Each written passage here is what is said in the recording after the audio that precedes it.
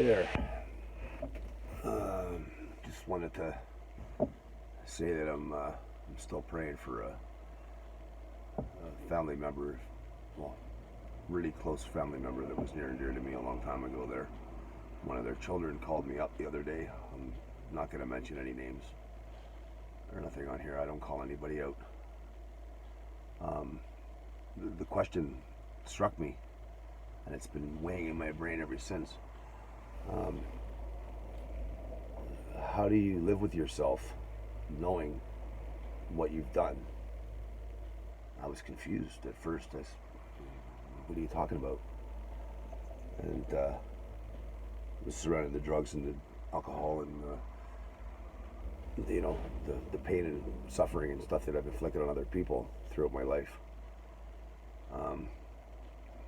I didn't really have an answer for it at that time, and I still don't have an answer for it. It's a day-to-day thing. You just you learn to love yourself after a while, you know. It brought me to my knees there a few times. I'll tell you that. Eventually, you get over it, I guess. It's not easy. It still bothers me today. I've been straight and sober now for over a decade, and it still haunts me, right? And that's something you need to know, that if you're going to continue the lifestyle you have right now, you're just making it worse. You're making more memories and more resentments and more things you're going to carry around with you again, probably right to your grave. So if you were to, stop what you're doing now, you get a better chance of surviving it. Just remember, though, that suicide is final. It's not an option. It's final. There's no coming back from that, brother. And I just hope you take it to heart and listen to me closely here when I'm going to tell you. You really want to straighten your life out and be there for your children and stuff. You need to start with yourself, and you got to do it for yourself. You got to be selfish with it, and you can't do it for anybody else. You got to do it for you. You got to want it so bad you can taste it, and you got to hate yourself so much that you just can't stand yourself anymore in the mirror. That was my turning point. I don't know, it might work for you too, but I looked at myself in the mirror and I didn't even know who I was anymore. I wigged out and I smashed that mirror into smithereens. And like I said, that was a turning point for me. From that day on, I've never looked back. I've never had to see that piece of shit again.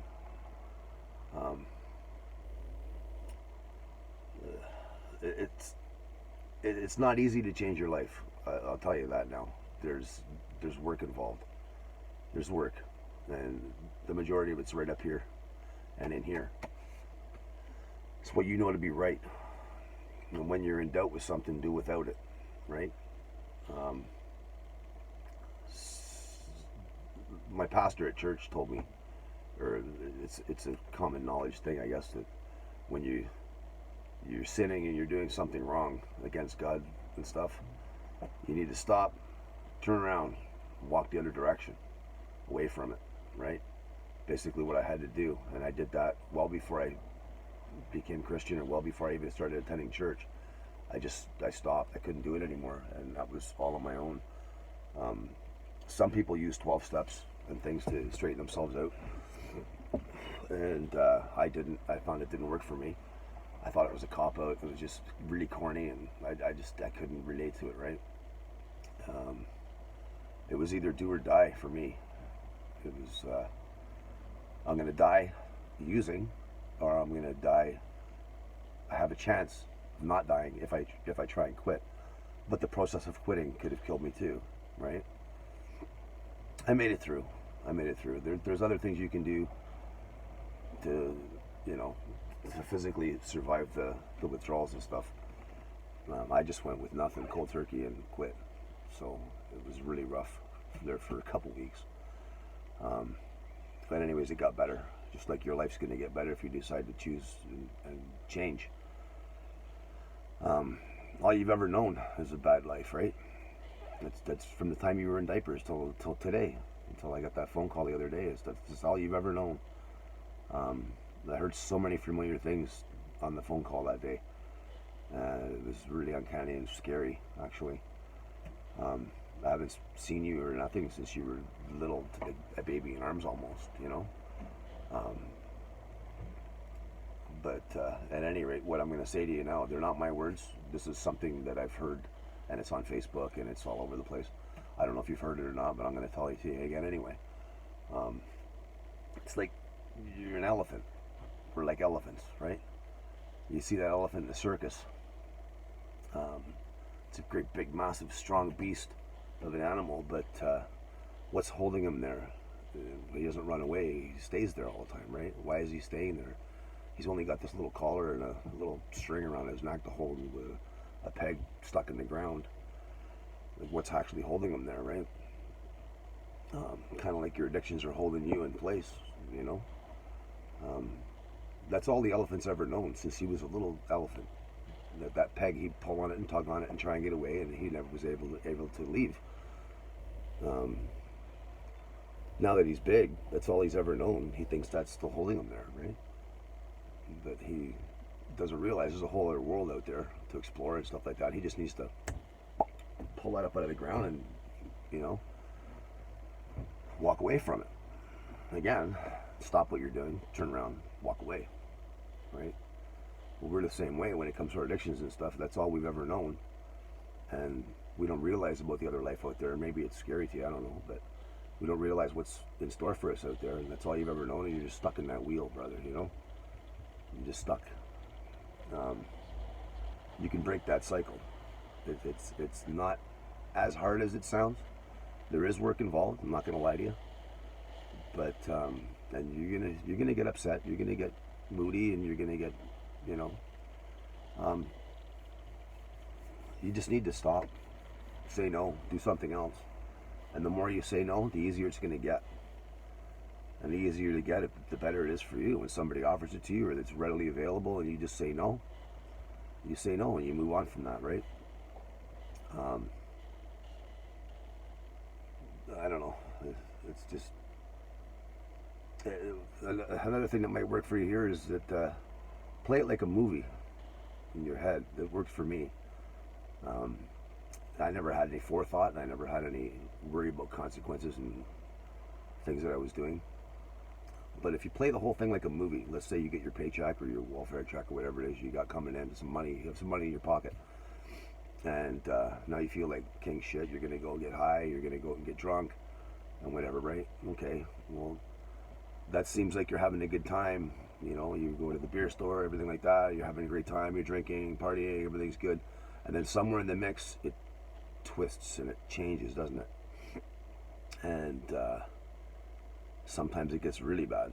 The police are involved, and there's court cases and stuff. And I guarantee you, 9 out of 10 times you've been arrested or whatever, it's all surrounding drugs and alcohol. So this is key. To change your life, you need to get rid of that shit. But play it like a movie in reverse. You know, instead of starting at the beginning where you have the money and stuff, look to the end of it and look at it backwards. Where now I don't have any money for my rent. Now I don't have the diapers for my kid. There's no milk. I can't pay my bills. I'm not going to eat for the next week or 2 weeks or whatever it is, or until I get some more money. Like, what am I going to do now? I've spent all my money on garbage, right? Look at it like that from the back, or you got to apologize to people the next day, or you're facing a court case, or you wake up in a holding cell someplace covered in blood and none of it's yours. And there's a number of reasons. It's a horror story now. The movie isn't a comedy and a good time anymore. You look at it from this way, from the end back, it's not so nice. And I don't know why anybody want to do that to themselves. So you got to look at the end result before you start, right? Have a little forethought and just skip to the end and rewind it. It's not so cool anymore. That's a deterrent. Like I said, I've been sober and clean now for over a decade. I still miss my beer. I do. On a nice hot day like today, I'd love to kick back and have a beer. It's not for me. I can't stop at one. You know, and that's key. A lot of people say, "Oh, it's just a little weed, or it's just a beer."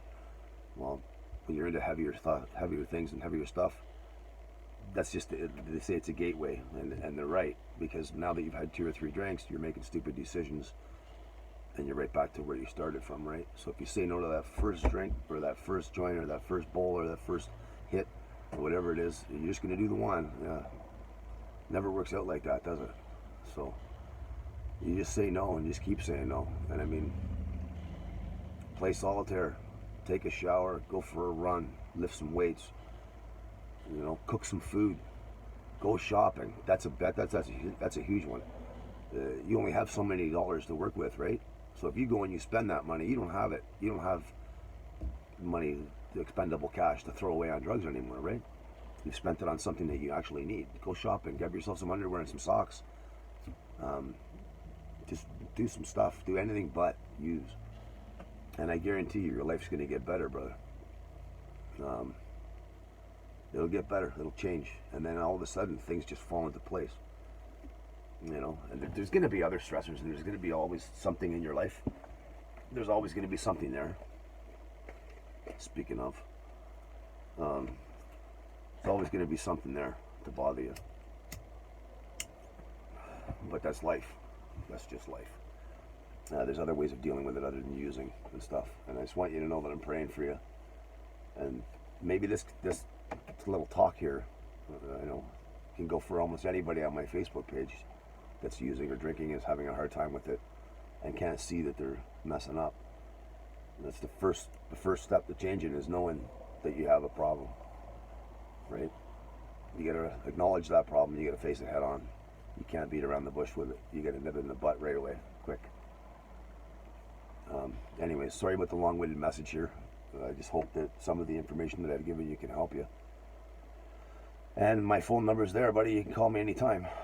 It's right listed in my Facebook stuff. Go ahead and call me. And whether you know me or not, this goes out to you too. Call me. You need somebody to speak to anytime, day or night, give me a shout. The phone's always with me here, okay?